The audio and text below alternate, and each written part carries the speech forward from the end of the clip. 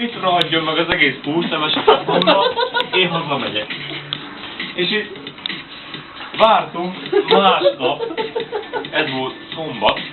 Szombat délután 2-ig vagy 3-ig. Hallottam, hogy már Enikő már nyitja az ajtót, itt fölkeltem, kikeltem az ágyomba, és beálltam elé. Mondom, figyelj, nem tudok hol van a gázoltság. Azt mondja, hát én vittem el. Mondom, most ez tényleg komolyan gondolod?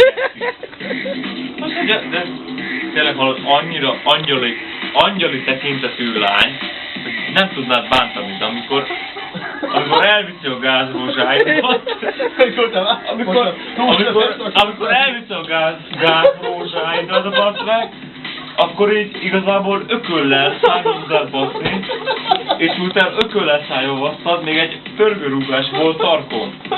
Érted? És még akkor finoman bántál el vele. Tehát én igazából akkor azt éreztem, hogy élve elásnál.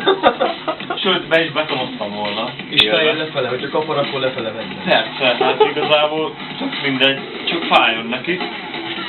Mert nekem is fájt az, hogy nem tudom húslevesemet megmelegíteni a gázban.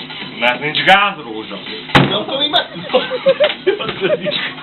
De nem tudod, csak ilyen láncsobában jön föl. De mi az, nincs gázrózsa?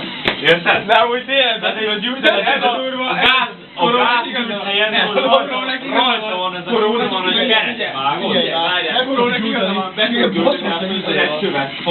egy csőből jön. De bassz meg! Csak lehet, hogy ez berok. Figyelj ide! Tehát lehet, hogy én voltam a geci, mert